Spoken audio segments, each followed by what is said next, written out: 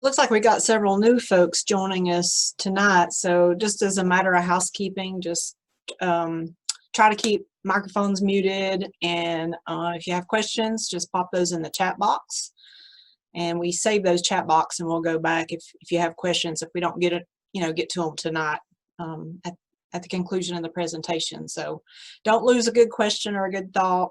Any thoughts, suggestions, ideas as we move through, put those in there too, because we often learn best from one another. So, but we're really excited that you're here. Tomatoes are probably the #1 hot ticket item that we grow in our garden. So hopefully you're going to learn a little bit tonight about some cultivars, and if we only could train Mother Nature to work in our favor, we would be on the cutting edge of growing the best tomatoes ever. But sometimes she always throws a little wrench in our plans. So hopefully we can give you some clues as to how to get around some of those things tonight too.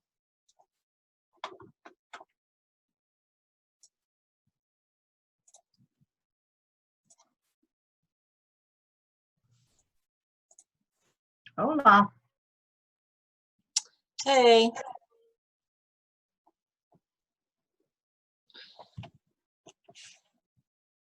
Hey Jenny, since you're on here, we got a full house. If you don't care to manage chat box, totally questions in there, and we would get to those. And if we run out of time or something, we'll make sure we get those answered for them in the next couple of days. So, and I am recording this, so at the conclusion of tonight's presentation, you'll get an email. The video probably won't be uploaded till Wednesday because I'm going to be working out at the research center tomorrow, so I'm probably not going to have time to do some editing and stuff like that. But I will go ahead and send you an email with a link to the Google Drive for those of you that are joining us for the first time tonight, because we have about 12 additional handouts that are going to be support documents for tonight's presentation that'll be in there. So just request access to that when you get that email, and we'll gladly accept you with that too. And then we'll send a link to you when the YouTube video is ready for viewing.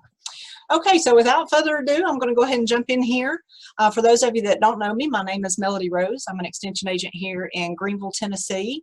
Home horticulture is probably my primary area of expertise, along with coordinating the Master Gardener program here in the county.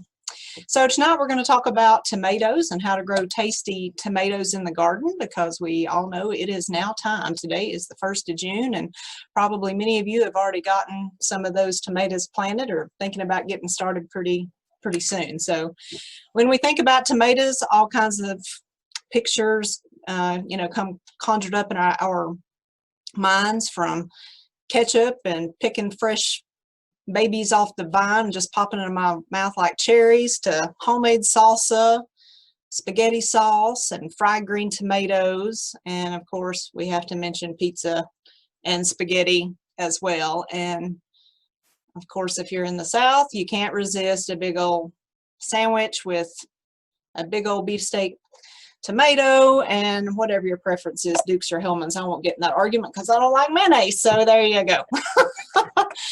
But as we often say within the extension realm, this is where you'll probably find most of us, from the gardens here in Greenville to Knoxville, all the way to the west and Jackson. Tomato trials are a big deal across the state. So especially in the last few years, we've been evaluating quite a few different cultivars and things that even you as home gardeners have been helping us along with. So hopefully we're going to gather even more data this year and have more fun as we progress along. So to just kind of get our juices flowing, we're going to give you a little bit of a backstory and a little bit of botany on tomatoes, just how we choose what's going to be right for our specific management practices.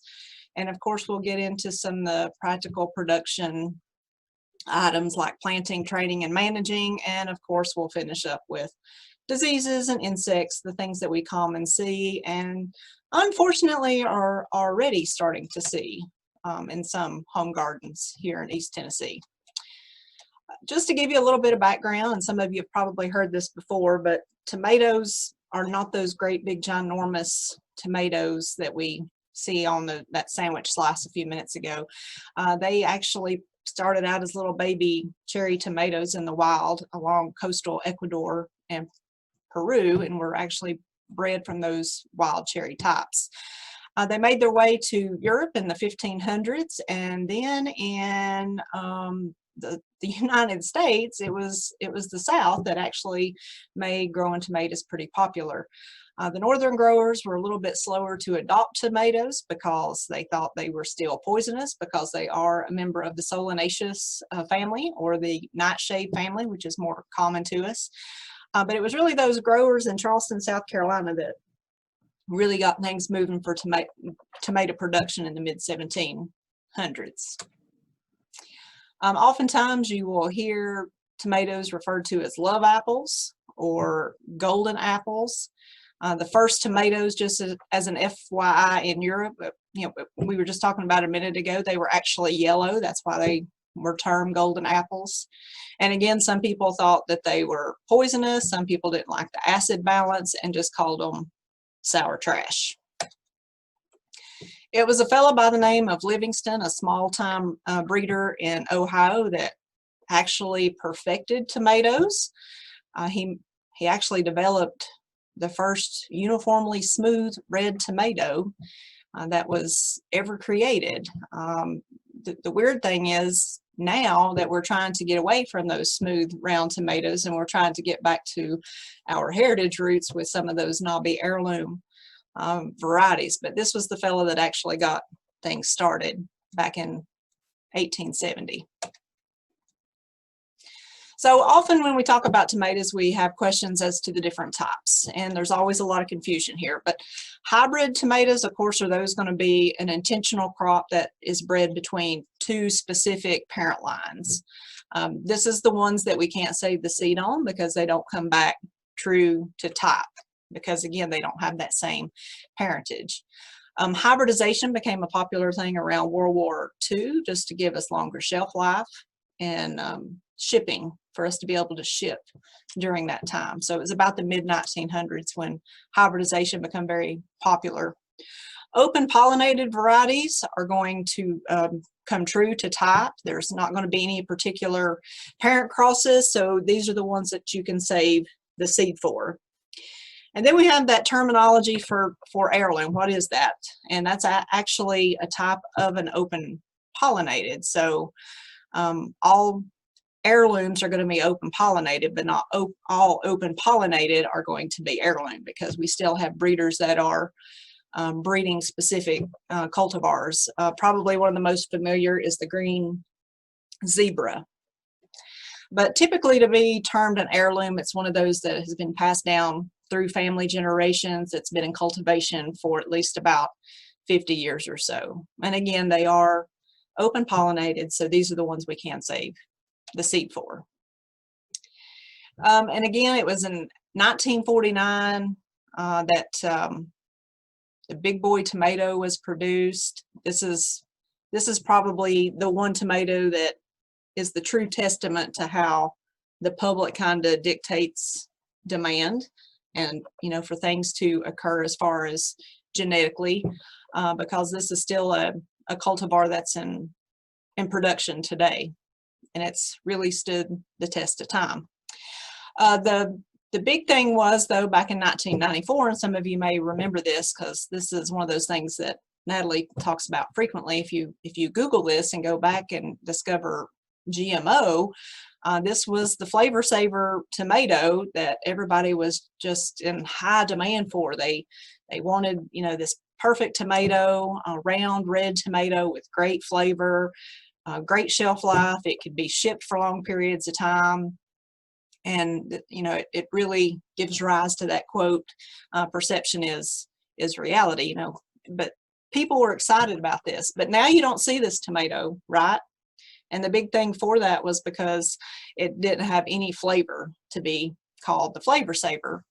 It was basically a really great marketing success as far as the potential for this, but there was no demand at all. And of course, Europe was never big on GMO, still aren't big on GMO. There was no flavor there. So even though tomatoes are really easy to manipulate genetically, we don't have a GMO tomato on the market because, again, there's no demand there. But if you have any spare time, just Google some of that. It's a pretty interesting story. So as far as tomatoes, just jumping into how do you choose? How do you know what specific cultivar is going to be best for your management, your production, your style? You heard me talk about that some in fruit production.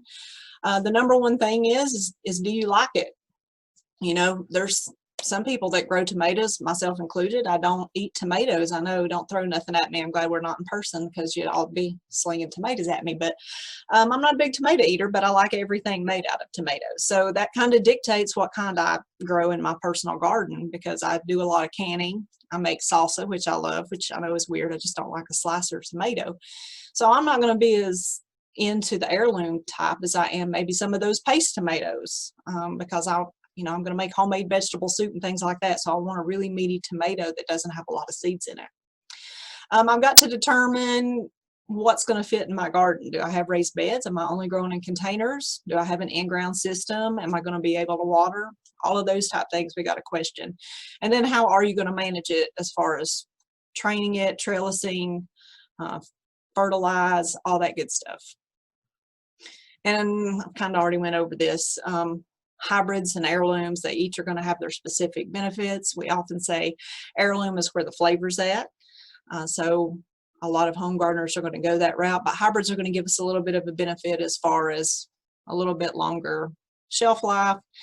Some of the disease issues that we often see that we're going to talk about toward the end of the presentation, we don't see those quite as prevalently with some of the newer hybrid cultivars because we have disease resistance that has been built into those plants. But to talk just about some of the heirloom, I don't want to go into a lot of time and detail on this because you will have this for your reference. But we consider these heirlooms to be treasures from the past. They are, again, chosen for their outstanding flavor. Their color will oftentimes lead us to choose those, and then just their overall performance in the garden. These are typically some of those varieties, the cultivars, we're not always going to find at the grocery store. We'll often find those at farmers markets or produce stands, but some of these are going to be hard to find unless we're growing them ourselves. Brandywine is going to be probably one of the most familiar to some of you. It's that Amish heirloom. It's got that solid pink red color. Evergreen, it's a really pretty tomato. It's got the green and yellow highlights, and then that green zebra. It's got almost a zingy, tart-like apple flavor that a lot of people like. It's got a really delicate acid balance to it. Melody? Yeah. Real quick, we have a couple questions. So small tomatoes. One of our viewers is raising a number of small tomatoes, and they are just about the size that she wants. So is there anything she can do to better ripen them? Do you have anything on that in the presentation? Yes. Yeah, we're going to talk about that in a few minutes. Okay, and the next question is Big Rainbow like pineapple or hillbilly? It's going to be more like a hillbilly. Okay.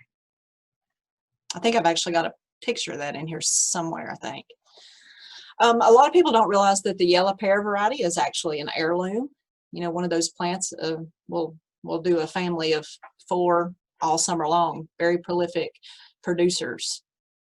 And there again, it's got that nice, delicate flavor. Your beef steaks and your slicers, those are going to be those really large fruited types, and that's the ones that's going to cover that sandwich pretty easily. You can have a whole fruit weighing in as much as 2 pounds or more. They're usually going to be a little bit later to ripen, but slicers are going to be a little bit smaller than those beef steaks, and again, it's going to kind of depend on heirloom versus hybrid. And there's a picture of your hillbilly, and there's some German and maybe a Brandywine. Oops, I've lost my pointer. This is one of those green zingers. And then it's really cool too because the Cherokee Purple, you know, a lot of folks got turned on by that chocolate and purple colored tomato years ago. And I put this link in here so when you have time to go back and read it. But there's some really cool genetics with the history of this tomato, because it's pretty cool when tomatoes ripen. It's the green pigments, which is the chlorophyll in those tomatoes, starts breaking down as that tomato ripens, and that lycopene, which is what gives it the red color, starts increasing. And that's what basically changes that tomato from green to red. But there's a gene that's in the Cherokee Purple. So when that lycopene starts increasing, or that red pigment starts increasing, not all of that green chlorophyll starts breaking down. So you still have some of that green color there. So that's why we get that mesh of purple, because it's green and red kind of swirling together. There's absolutely no purple pigment that's in the skin of that tomato. And the other cool thing about the Cherokee Purple is it's got a lot of history tied back to Tennessee. So if there's anybody on here from Sevier County, there was actually a gardener from Sevier County in 1990 that sent a pack of these seeds to just a hobby breeder over in Western North Carolina. And that was how this specific cultivar got released on the market. So Tennessee's been kind of driving some of that heirloom trend for years. So hopefully with some of these home garden variety trials that y'all are participating in across the state, we'll be saying some of those things about y'all in a few years. And again, just another picture of a general slicing tomato, and then our cherry and grape, of course, Tiny Tim, or those Sweet 100s, the patio tomatoes grow really well in containers. A lot of folks like those, especially if you have kids, because they're really easy to grow. You can actually grow those upside down too in buckets. And a lot of folks like this variety is Sun Gold. It's got a really great flavor. If the conditions are just right, it almost tastes like candy, because again, as that tomato ripens, the sugar content balances out with a lower acid, and it can be just a perfect tasting tomato. Also, some of these All-American Selection varieties that are out on the market, it's almost like increased calcium in milk. You see some of those marketing jargons now. Kind of the same thing with tomatoes. We have some of that same lingo there. This is a Valentine cultivar. It's got higher lycopene. That's what it's touted for. And for those of you following some of those modern health trends, lycopene is good for us, and we want more of that.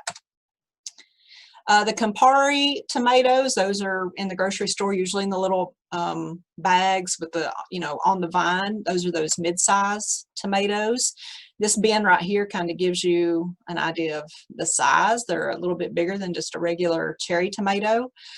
These are a prolific producer. They're not going to be quite as big as a sandwich slicer, or quite as meaty as one of those heirloom slicers, but they're prolific producers, and they have disease resistant built into them as well, which is a really cool thing. Any mountain variety that you see prefaced with Mountain Merrick, Mountain Magic, Mountain Gold, all of those are created in North Carolina through Dr. Randy Gardner's breeding program. So a lot of those tomatoes are coming out of Western North Carolina, that breeding program. So a lot of those are going to be well suited for these mountainous areas here in East Tennessee too. Melody? Yes. We have a couple of questions. Okay. Is there a recommendation for direct sowing Sun Gold? Jacqueline in Gaston has tried to direct sow twice with no success. It's really hard to get really any tomato direct sowed in the ground. It's always better to try to start those indoors in the greenhouse, or indoors under grow lights.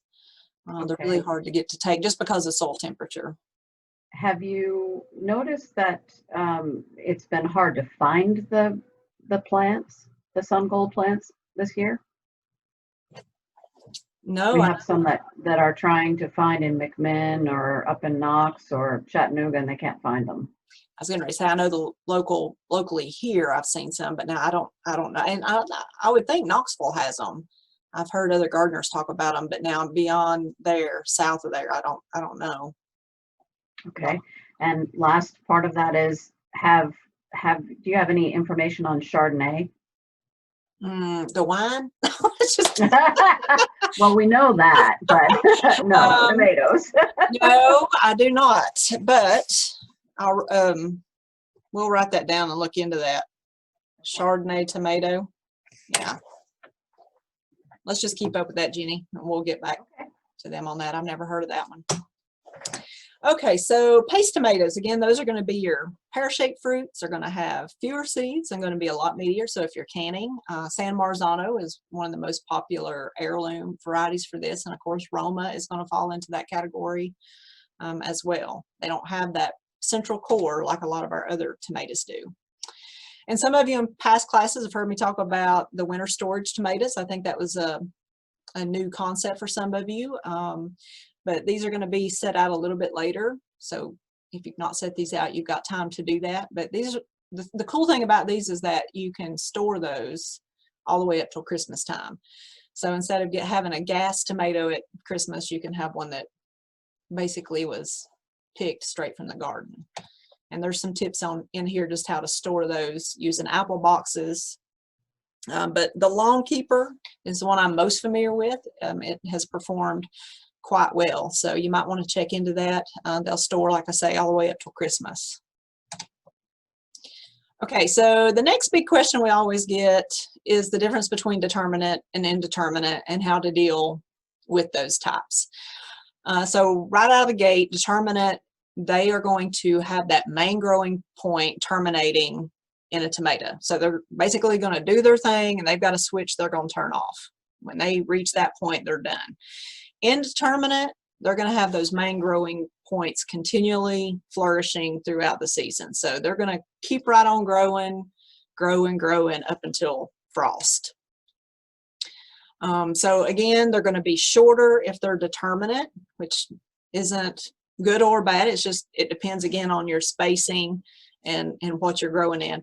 And then indeterminate, those are going to be the really tall vines, and again they're just going to keep on producing. You are going to have to do some kind of caging, staking. It's usually not good. We try to advise against any kind of sprawling. Number one, just because of disease issues, but then we also, you know, as you're going to see as we move through the next few slides, there can be a method to the madness as far as how we trellis or train those tomatoes. So that leads us into managing. Number one, and maybe I've got these a little bit backwards, but right now as you're starting to plant, think about harvest intervals, specifically with heirlooms. Heirlooms, typically, we don't want you leaving anything ripe on the vine just because we're going to invite pathogens in, but it's specifically heirlooms. You're going to have to pick those 2, 3, 4 times a week. And they're also going to lend more to cracking, which is a phenomenon we'll talk about toward the end. So as you're starting to plant, think about how you're going to utilize those and make sure you stage those harvest intervals so you don't have everything coming on at one time. Some folks, you know, might do early girl and then have a mid-size or mid-season variety and then follow up with some of your late season. So always try to have a mix of all of those. Watering and fertilizing, you know, we always say we don't want you overhead watering if you can help it, again, because of disease issues. Fertility, and we'll speak more to this in a few minutes, making sure that we know where the sweet spot is for nitrogen, which can be good or bad on either end, as you'll see in a few minutes. But then there, the number one bullet point, disease resistance. We have so many hybrid cultivars now that have disease resistance built into those. So if you've been growing tomatoes for several years, hopefully you know what kind of pressure you have, because it's like I tell all gardeners, if you have pressure this year, you're probably going to continue to have that pressure from here on out. It's not something that's going to go away. So keep track of that so you'll know, and keep that journaled. Good question. Okay.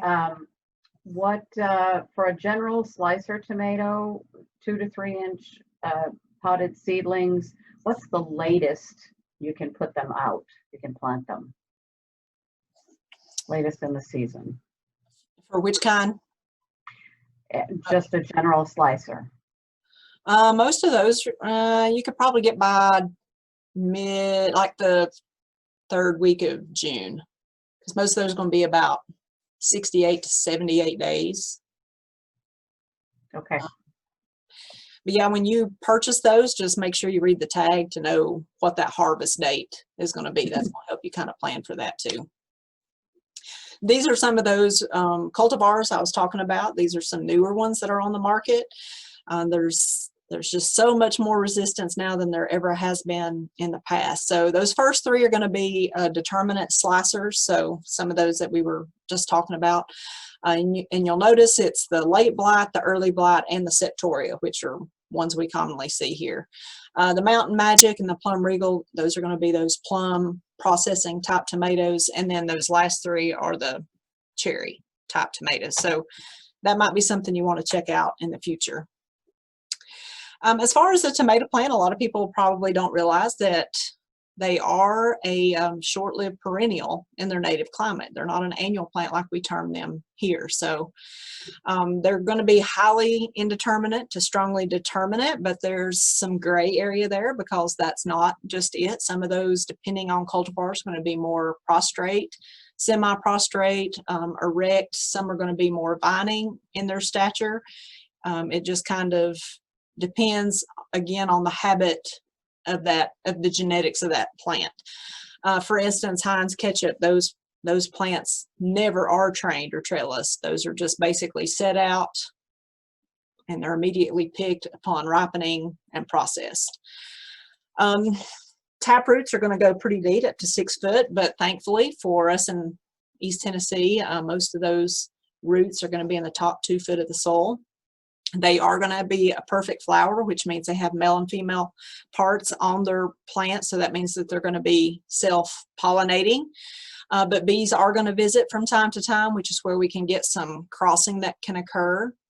Non-environmentally triggered means that they're not going to have a specific amount of day length like strawberries to do their ripening. Just an FYI, the tomato is actually a fleshy berry. And again, it's lycopene is what's given it its red color. And then you also have some other carotenoids and xanthophylls in there that are given those orange and yellow pigments. It's the skin plus the flesh color combined is where we get the color. So a lot of people don't realize that either. So red tomatoes actually have yellow skin, but they have a red flesh. And then pink tomatoes have clear skin, but they have pink flesh. So it kind of goes back to that Cherokee Purple. So it's just a combination of those two is where we're getting the color. Now, as far as growing your own or buying, this is where we really need to be kind of picky, and you as a consumer can be picky about that, both if you're purchasing tomatoes at the local supermarket or if you're growing your own. I've often said, if you're buying transplants, make sure you pluck them out of that pot and make sure the root system is nice and white. You don't have any brown mush going on there. Really inspect the entire plant on the leaf surface. Look for signs of damage. Grab my pointer back over here. Like right here, we've had some thrip damage eating on the leaves. That's early damage that we can see for tomato spotted wilt virus. Viruses are going to be really hard to control. You'll notice some yellowing back here in the back on those lower leaves. That's going to be an indication that they've not been fed properly, lack of nitrogen, wherever they've been started in the greenhouse or wherever. If we get some wilting on the leaves, and you can see a little bit of that going on too, that's going to be where they've been allowed to dry out too soon. So take notice of those things when you purchase transplants and make sure you don't have anything weird going on there. We often talk about hardening off plants, and even myself, I've been guilty of this years ago when we would teach these classes about just getting them acclimated to cooler temperatures over time, over about a 10 to 14 day period. But now we've kind of changed that because some of the research has pointed to the fact that that can actually lead to later fruiting, which is not always necessarily what we want. We want to gently harden those plants off. So that means that letting the media dry out just a little bit more before we water, not keeping them constantly watered like we tend to do with those transplants. Acclimate them to higher light over that 10-day period, but don't necessarily put them in colder temperatures because that's actually going to stress them and stunt them back a little bit more. Again, begin with those healthy transplants. We know we've had Mother Nature throwing everything at us, from cold weather in the middle of May to lots of rain, and now we're starting to get into the heat of the day. But if you're setting any transplants, make sure it is a cloudy day or later in the afternoon, because that's going to avoid that immediate exposure to hot sun. When you do remove it from the container, make sure that you're not going to damage that root ball in any way. And then you always want to set those transplants as deep or slightly deeper than they were produced. And tomatoes are always going to benefit from a soluble starter fertilizer. Whether you're using Miracle-Gro, whatever, make sure that you're giving them adequate nutrition. That helps give them a jump early on. Now, to look at this tomato, and I think I've maybe got a slide in here in a few minutes that'll show a better transplant. But this plant here has gotten a little bit leggy, and it's going to be a little bit more difficult to plant. So that's why we want a stockier plant, a little bit sturdier plant, but before we get started. But tomato plants also have what we call adventitious roots, which means anywhere that that stem hits the soil line, it's going to put out roots, which is a great thing. But the key to this is when we're planting something this big, we don't want to just plant it this deep in the ground. Kind of see how this plant here is lying horizontally in a trench. If you got plants that big, that's what you want to do. Put away the post hole diggers, because if you get too deep with that plant, then we start getting into cooler soil temperatures. We start getting a little bit further away from water, and then we also, any of that oxygenation levels that those plant roots need are going to be harder to reach if that plant's really, really deep. And then that's going to stunt that plant back too. So if you get plants that are of this size, and we've all had them, just plant them in the trench style. And you can kind of see what that hole looks like there. I get made fun of a lot for this slide, but hopefully y'all will never ever forget that soil temperature should be 55 to 60 degrees. So years ago in college, I was like, how am I ever going to remember soil temp for planting tomatoes? And it was like, oh, you know, I'm a geography buff, love maps, atlas, so Interstate 55. So that's kind of how I remember the soil temp. 55 to 60 is going to be that optimal soil temperature. So therefore, getting out earlier in late April in East Tennessee is not always going to be best for tomatoes if that soil temperature is lower than that 55 degrees.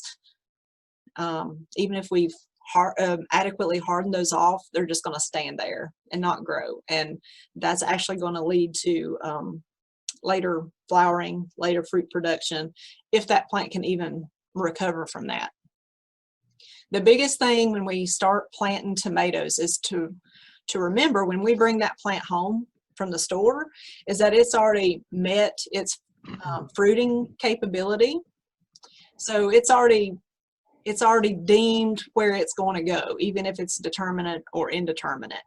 So the main thing we need to focus on, because that plant's already focused on how it's going to fruit for us, we need to focus on the soil. So that's why that's so important to make sure we don't plant early, below 55 degrees. Which kind of leads into our normal growing conditions for Northeast Tennessee, because optimal temperature is going to be 75 or 70 to 85 degrees. So do we stay at that temperature in Northeast Tennessee or East Tennessee period? No, we never do. We always get above that. Usually August and September, it starts getting really, really dry. So this is where I'm saying Mother Nature doesn't always work with us. So of course, they're going to perform better if we have average daytime temps that are going to be over 60. But if we start getting into cumulative days that we're going to be over that 86 degrees, that's when it starts stressing those plants. But interestingly, it's those higher nighttime temperatures is where a lot of the stress comes in. And of course, again, there's nothing we can do about that. But if we get cumulative nights of high temperatures over 70 degrees, then that's when we start getting a reduction in fruit set. And then also pollen development starts declining, and then just that tackiness, that stickiness of the pollen is reduced as well. So it's one of those things as a Tennessee gardener, we know we're going into maybe having a little bit of a lack of fruit set just because of our climate. Mulching, if there's one slide, pay attention to this, whether you're in raised beds or even containers, and especially if you're in ground. And you can see this picture. This is actually at the UT farm, the organic farm in Knoxville. Mulching, you know, whatever you're utilizing, that's going to help us retain moisture. It's going to keep it level, keep us on an even keel. It's going to maintain those soil temperatures. It's going to keep us moderated is what that's going to do. It's also going to suppress some weeds from germinating. And then of course, when we do water, it's more of a constant water flow than it is just a blast, if that makes sense. And then also, you know, if we get into heavy harvest periods, what starts happening sometimes? We have tomato that starts falling off the vine, right? So if they're landing on straw, on a bed of straw mulch versus bare ground, like this over here, then we can probably come back and even consume that fruit, whereas over here we're opening up to more disease pathogens. And again, you heard me say this earlier, watering overhead, we really frown upon just because, again, we have so many pathogens already here, and they're winning the war, y'all. Or they're winning the race, because when we start factoring in the dews and the fogs, rainfall and humidity, you know, humidity is also going to fall into that category of watering. That's just excellent conditions for any of these fungal organisms to spread. So if we reduce watering overhead to installing some kind of drip irrigation, or even if we're in containers or in raised beds, if we're making sure that we're pointing and shooting that water into the soil rather than onto that plant falling off. Plus you're losing a lot of water too when you do that. So just make sure you're watering the soil and not the plant. The thing is, when we get into those hot months, July and August, even into September, you'll notice here that hot, dry, even windy days, if we get a nice breeze blowing, especially in the south end of the county, those plants are going to utilize a lot more water just to maintain their stature. So there's going to be times, even though we adhere to this 1 to 1.2 inches of water per week, which would be like once or twice per week of watering. Again, kind of depends on our rainfall. But there's going to be times that we're going to want to push water 2 to 2.5 inches per week. And again, that's typically going to be later in the summer. Melody, Yes. excuse me. Are you going to get to suckers? Yes. Okay. Second question is there a best kind of mulch? The straw mulch that was pictured there is good. Some people have used just plain newspaper shredded up, pine bark mulch. If you have grass clippings that you're not applying anything to your lawn and you're catching those clippings, you can utilize that. Not really heavy, because that can lead to rot, but keeping that freshened up, you can even use grass clippings. So pretty much anything. Is there anything that shouldn't be used? You don't want to use like black walnut mulch or anything like that, but nothing comes to mind not to use. Okay. Thank you. Fertilizing tomatoes. This is a biggie. We often get, well, maybe we don't get enough questions about this, I guess I should say, but if you have performed a soil test and you get that soil test report back, it's going to usually have a higher P and K rate for you. The big thing to remember there is that it's breaking your nitrogen applications down into more than one and putting all that P and K on at the beginning. And we're doing that by soil test. So that's often why that number is going to be, or those two, the phosphorus and potassium, are going to be higher to start with. But you'll notice here pre-planting about 1 to 1.5 pounds of nitrogen per 1,000 square foot, and you're going to get a chart in all your material that's going to break out equivalencies for you. So a lot of that math is already going to be done for you. But that's generally what the recommendation is going to be there. And you're going to come back and do a side dress application of about 1/2 pound of nitrogen per 1,000 square foot. And that's just when those fruit are starting to set. We don't want to push any more nitrogen than that for a multitude of reasons, but the biggie is if we push too much nitrogen to start with, we're going to get a lot of foliage and we're not going to get much fruit. It can actually impede the fruiting process. Some folks will actually use fertigation if you have drip set up to do that, or Miracle Grow if you can do that in raised beds or containers. Oftentimes, you'll also see a soil test recommendation that's going to have a lower nitrogen lower nitrogen number like 6-12-12. And again, that's because they're doing a split application. You're going to get this handout in your materials. This is actually for in-ground, in-season fertilization. You'll notice up here that ammonium nitrate is not recommended. Number one, it's hard to come by. Number two, it's going to be expensive if you can find it. But number three, and we're going to talk more about this next Monday, but it can actually increase the occurrence of blossom end rot. So hopefully in the next couple of weeks, you're going to see that blossom end rot is not just a calcium deficiency. There's a lot of things that are going to come into play for that. Anytime that we get that ammonium form, it's going to be a little bit harder for plants to be able to utilize that. But you'll have this as a reference, and you'll notice that there's also some organic fertility recommendations there as well. And then this chart is for your raised beds or your containers. So it'll be a little bit different as far as utilizing Miracle Grow.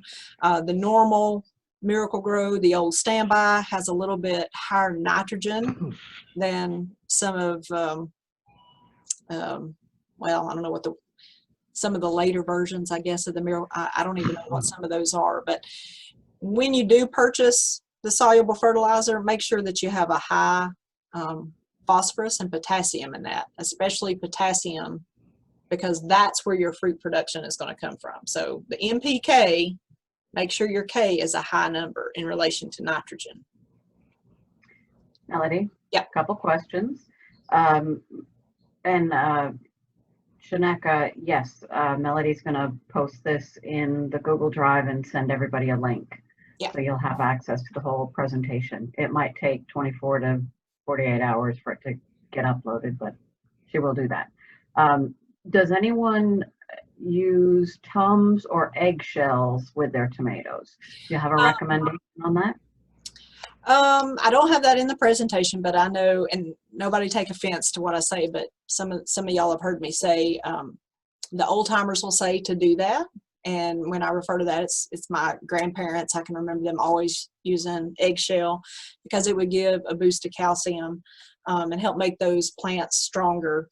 And I absolutely don't discount that at all because I still use the eggshells at home. But as far as research, you know, we've not seen a lot of numbers that show that that does provide any boost in production or reduction for specific physiological diseases like calcium or blossom end rot. So kind of a gray area there. And one more question. Do you know about black cow fertilizer? Does it provide more nitrogen? Does it have a higher nitrogen rate? It does, the yellow bag. And that is not what you're seeing on here, but it is in that publication that you will get in full. Okay. Yeah, good question. So yeah, this one is going to, yeah, you've got two different publications, one for in-ground conventional and then one for containers and raised beds. So just to kind of, for you to have a picture of what I guess a good plant versus a bad plant looks like in regards to low nitrogen, because a lot of times we'll get folks that'll send a picture of a plant that looks like this or bring in a plant wanting it diagnosed for disease, when in reality it's just low nitrogen. So look at that leaf coloration. See how much darker that is? That's directly related to nitrogen. Stem thickness, you probably can't see that, but that stem is going to be a lot thicker, a lot sturdier stem. And then you're going to see the distance between the leaves. See how much further apart they are on a low nitrogen plant. So this is going to be indicative of low nitrogen, and we don't want to end up there. Another big question we get is, you know, my plants look really good, but they're not setting fruit. or they're dropping blooms. That's where too much of that nitrogen fertilization can come into play. So again, be really, really careful when you're making those applications of nitrogen throughout the season, because, you know, we always hear that a little bit more, going to do a lot better. It won't. It can actually, again, impede the process. So be very careful with managing that nitrogen fertility. Poor fruit set, that can also be due to just poor pollination. Humidity can drive that. Those temperatures, especially night temperatures, again, getting over 70 degrees. Or if we get into periods of really low light, like we had, was it week before last? If we had that week like on into June or July, that can really impede fruit production there too. But notice here that dropping blooms, that's typically a stress response, is what that is going to mean. We can drive that back again to the environment, poor nutrition, or low water. And I don't have a picture of that to show you, but low water is going to look for that yellow at the joint where the flower fell off. If you go out there and look at that plant, if you see that, then that's going to mean lack of water.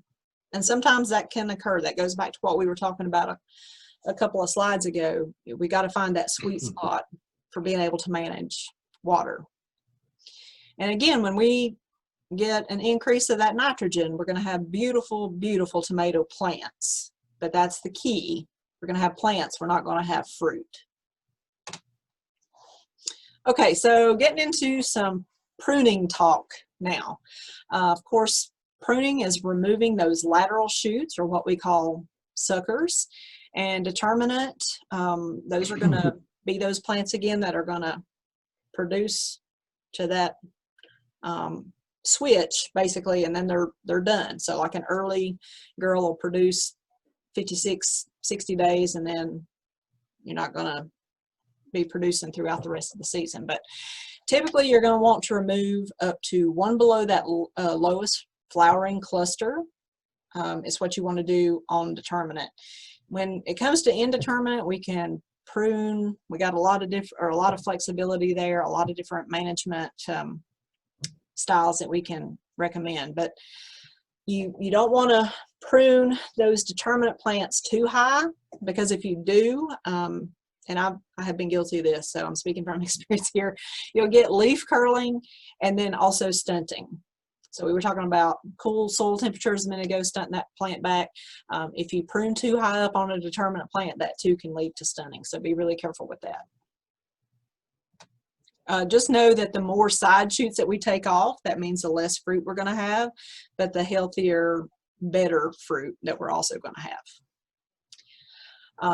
When we do prune, that typically is going to lend itself to that plant bearing fruit a little bit earlier, because again, when we don't prune that plant, what happens is that they're going to invest more energy into producing foliage, those leaves, stems, and flowers, which means that eventually, if you don't prune those, then I mean that plant's going to keep on growing. It's going to be very vigorous, but then you're going to have all this fruit coming on at one time. So you're going to have a pretty high yield and lots of fruit. But if you're going through there and pruning, then you're going to get a little bit larger fruit. So all of this though basically goes back to, again, you're managing that plant health. Let's see, there was something I was going to say there about, oh yeah, when we're pruning too, the other thing is that we're reducing a lot of that leaf surface area. So think about it, especially on bigger plants, that's a pretty good size lateral or sucker that you're pulling out of there, which is just more foliage. The closer that foliage is together, then that too is going to increase the occurrence of disease, pathogen spread. So if we're removing some of that foliage, we're getting more airflow into those plants as well, and sunlight, which can be good or bad depending. When we talk about single stem staking, this is what we're talking about, those indeterminate plants that can grow very vigorous and get really tall on us. But if we're single staking these, that's going to help save space. And this is going to go for the same thing in containers or in raised beds too. That when we're single stem staking those, it's going to encourage an earlier harvest. It's going to help keep that fruit blemish free. We're going to direct the energy of that plant into fewer fruits. So those fruits are actually going to be larger than what they would have been if we hadn't staked them. Harvest is going to be easier on you, except when we're doing that staking, because that's where all the work comes in.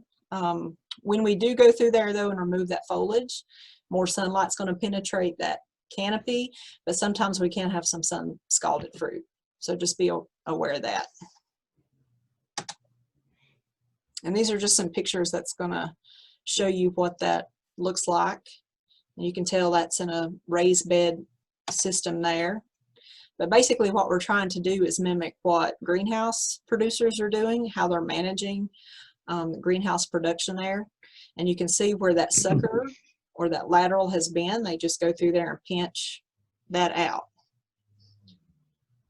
So again, we're going to get fewer but larger fruit.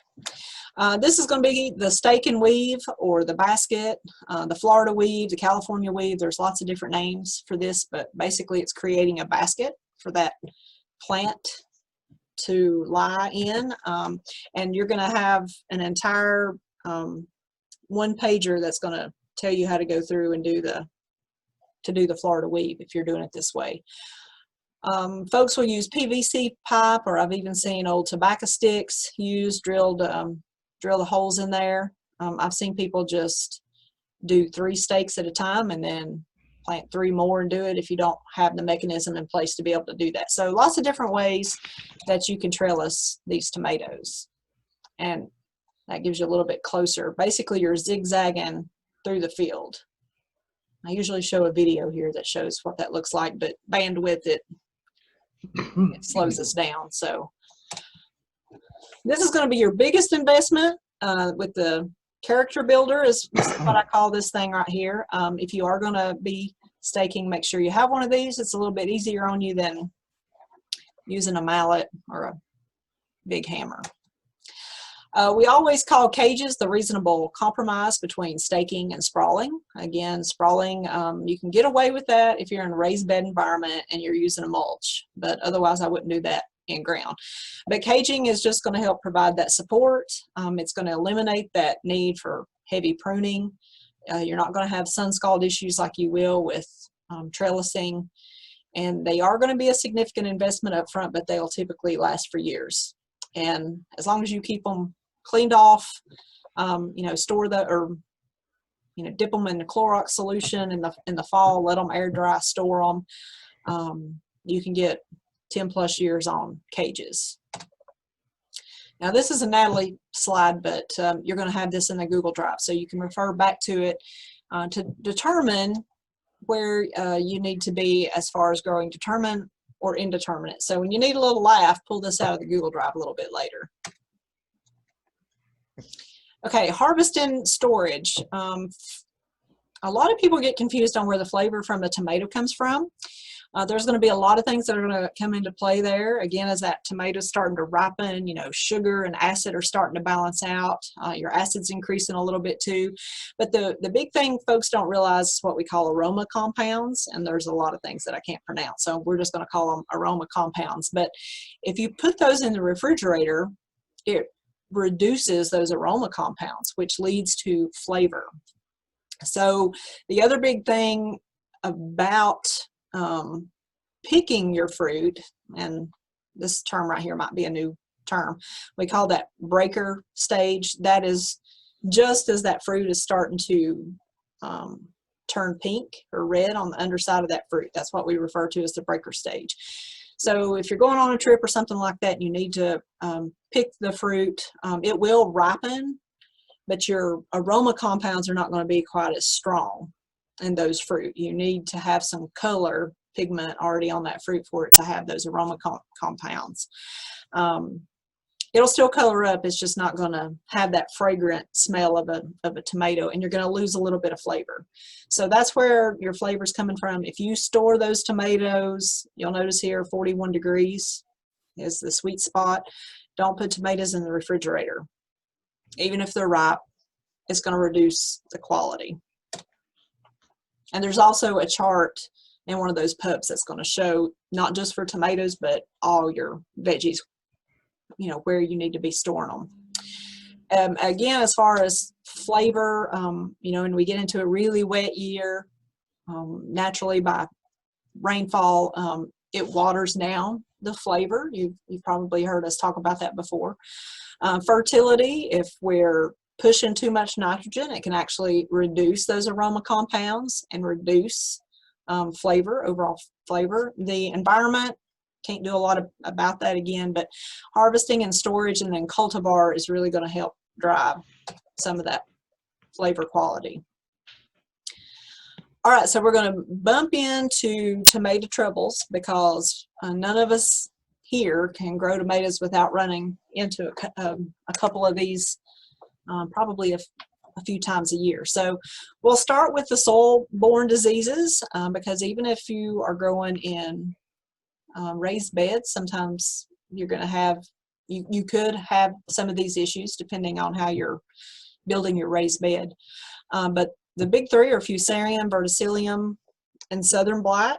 So some of you, I know, have been to some of my other classes and heard me preach about cover crops and why, or how important that is, because it is going to help eliminate some of these soil-borne pathogens over time. So even if you're growing in a raised bed setting, you can still utilize a cover crop. Don't think that just because you're in a raised bed you can't grow a wheat crop because you can. It might be a little bit more challenging, but it'll be worth it in the long run. But if you're in ground, rotation and cultivar resistance are going to be the two biggies. The other big challenge here, though, again, is to just recognize when these three are in your garden area, they're there because they're in the soil. So it's going to be really hard to eliminate that pathogen. This one here, the southern blight, there are no resistant cultivars. So we have to be really careful with everything we've talked about so far as management practices to make sure that we don't introduce this. This is a little bit of a blurry picture, and of course this is commercial scale, but this is just an illustration of what Fusarium would look like in the field. There's going to be many different kinds of Fusarium, so that's why we recommend letting one of us in the extension office know, let your agent know, so we can get a positive ID on that out of the lab to determine, because again, it's a soil-borne pathogen. We don't want you transferring that pathogen from one field or garden spot to another garden spot, because you can carry it with you, so we want to be careful with that. Solarization is a possible treatment. I'm not going to speak a lot on that right now because you do have a handout that's going to be in that drive. So if you're thinking about utilizing solarization, there's a step-by-step in there for you to be able to do that. All right, here is the next one that we will see as a soil-borne pathogen. You can see this little V here. Those V-shaped lesions are what we refer to as Verticillium wilt. Using resistant cultivars is going to be the biggie here because there's several of those out there. The other thing about Verticillium, and some of you have heard me say this before, when we are doing a rotation, even in raised beds, if you're growing strawberries, eggplants, peppers, anything like that, they're all going to be host carriers for Verticillium. But a lot of people don't realize strawberries because they're not in the same family, but they can lead to the same diseases. They're going to be affected by that same disease. So you don't want to follow strawberries that you've had in your raised bed with tomatoes unless you've got a disease-resistant cultivar. So be real careful with that.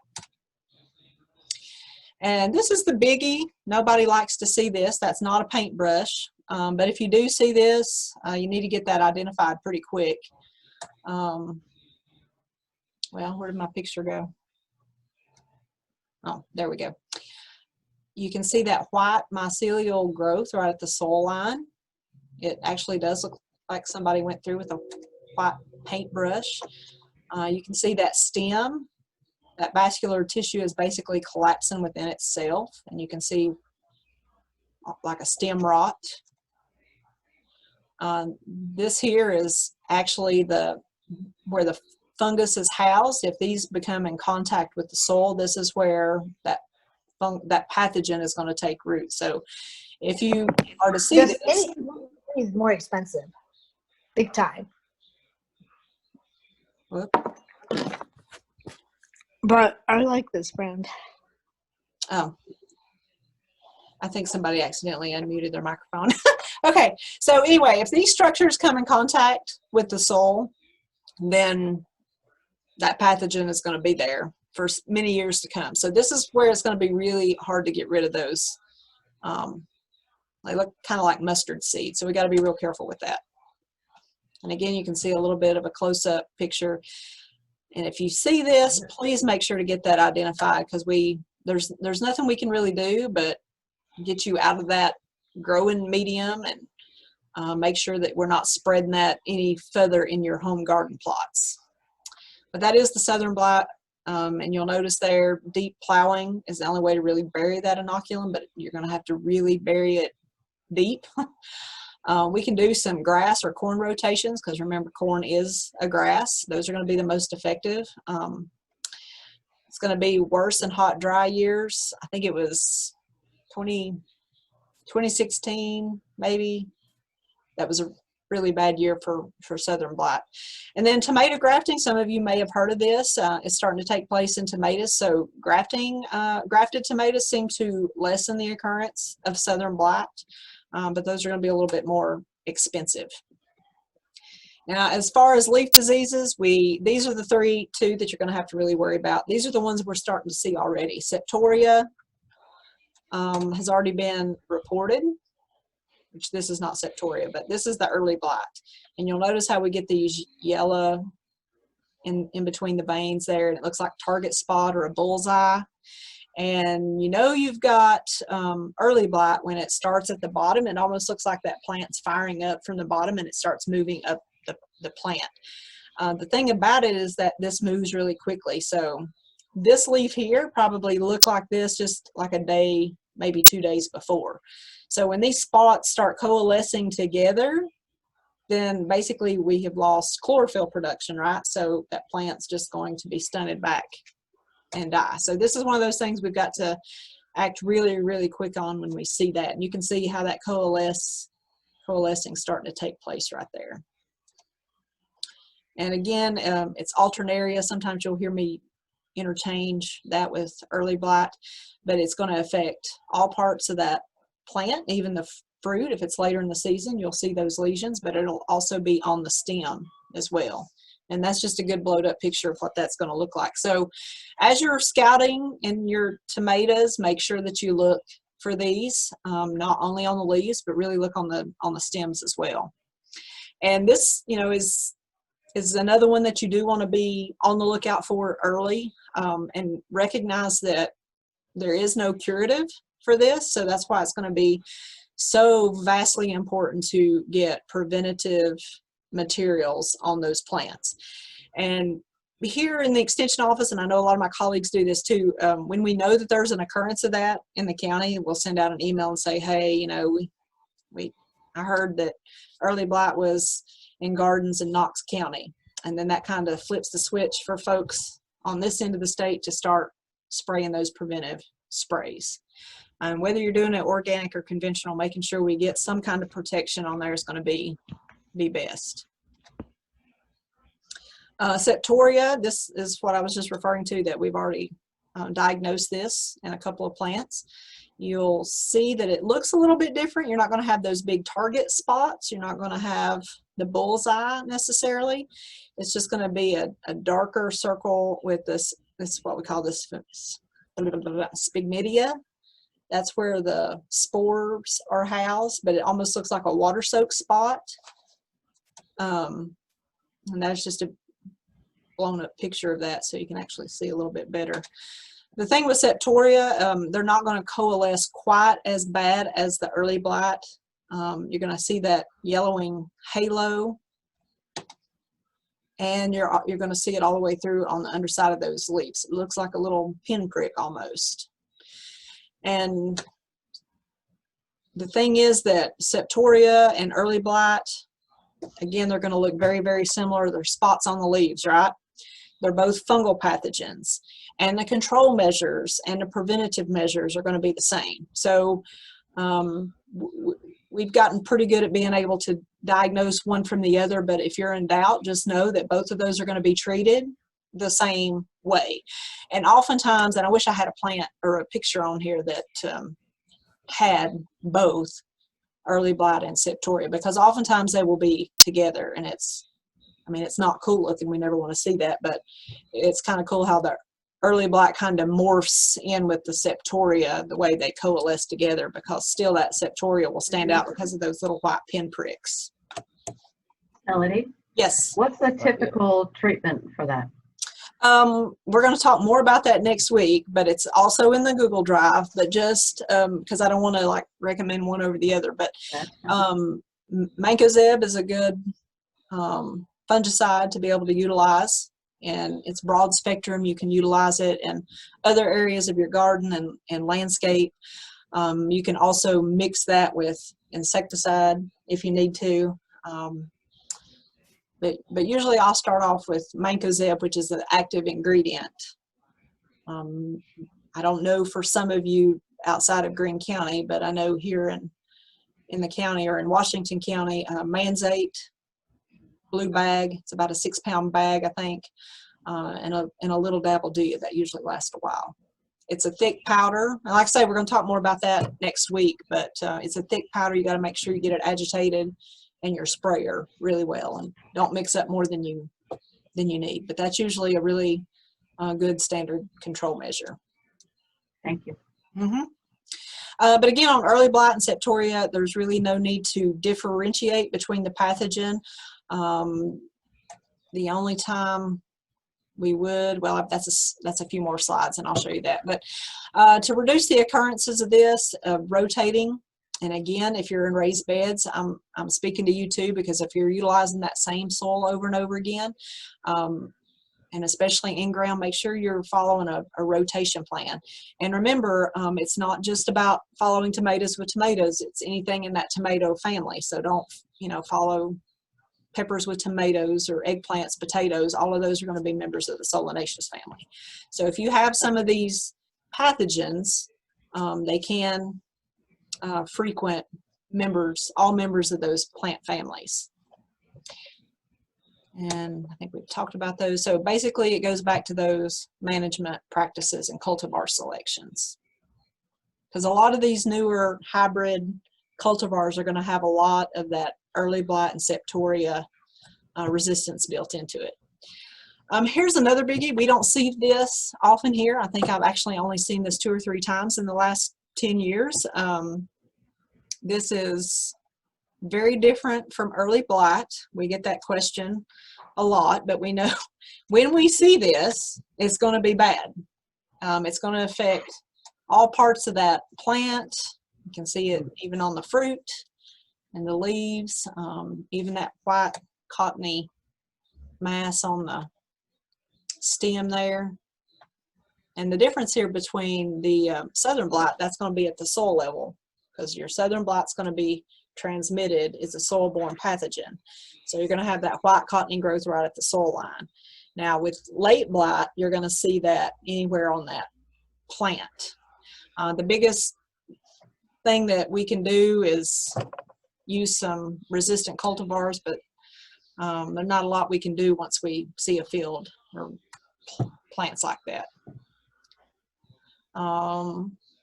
Yeah, definitely send it in to your agent and get that identified. Viruses, 2 biggies here are the tomato spotted wilt virus and then mosaic viruses. That, I don't know, that picture is out of sync. Whoops. Anyway, we'll skip ahead there. Okay, here we go. This is tomato spotted wilt virus. This is on an older plant. You can kind of see how that plant is speckled up. This is what the fruit would look like. This is actually vectored by thrips. So it can actually start in the greenhouse. This is in a greenhouse here, just on a young transplant.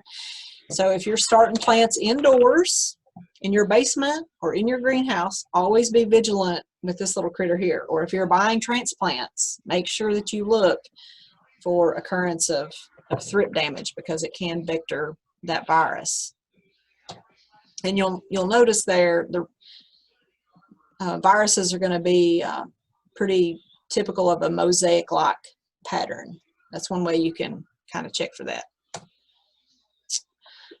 I think I've already said that.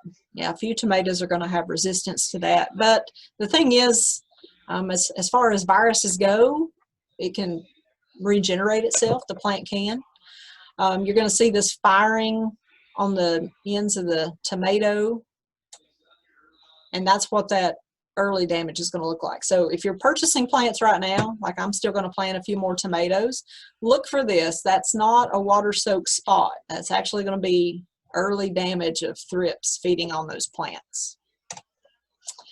And then tobacco or tomato mosaic virus, these are going to be closely related. They're not going to be transmitted by insects. It's going to be more of a mechanical type spread through the seed cleaning process, because it can actually live in seed for a really long time. Or you've heard us talk about not using tobacco products and then touching tomato plants and things, because it can, if they don't have the virus complex bred in those plants, then you can end up with one of those viruses. And you can see what that looks like. It looks like a puckering of sorts. And then just a few more slides. I promise I'm not going to keep y'all on here all night. But as far as undiseases, there's going to be several of those. This is a phenomenon we see quite a bit. Oftentimes when we have those dry spells and then all of a sudden we get a rain that we have no control over the watering. It's an actual Mother Nature rain. What happens is that plant, once it ripens, it turns off its growing switch. But what happens when we add rainfall? Basically, it flips that switch back. Well, it's already set its grow point, right? So what happens when we push all that water and we've not picked it when we should have, when it was ripe? Then it starts swelling, and that's why it leads to cracking. And that's just those soil moisture fluctuations. I get ahead of myself on the slides. Can you tell? But that's kind of what it looks like. It just splits the skin. Passionate about it, Melody. Yeah. We get questions sometimes if these are still usable, and they are, as long as you don't have any kind of disease or anything like that. I mean, it's still usable. And that's just a mild case of that. That's probably, that one there is just too much rain pushed at one time, not necessarily because it was overripe. So that can happen too. And you'll notice here too, this is a biggie. If you're growing some of those larger beefsteak tomatoes, you probably see that all the time. That's just in their genetics for that to occur. And some are going to be a little bit more prone to that than others. Cat facing, this is kind of an unusual phenomena, but that's going to be typically caused by low temperature early in the season before those flowers mature. So again, we don't want to get into, you know, I had a dentist appointment this morning in North Carolina, and it was like a 15 or 16 degree temperature difference crossing the mountain about 5 o'clock this morning. It was crazy. So if we get into some of those cooler conditions early in the season, that can again lead to that cat facing. But again, if they ripen on up, you can still utilize that. Unfortunately, if we prune, or again that high nitrogen push, that can make that issue worse. Another biggie, and we're going to talk more about that next week, is 2,4-D entry. Sometimes that can also cause that to be a little bit worse. Just as an FYI, it's just a stress response from the plant.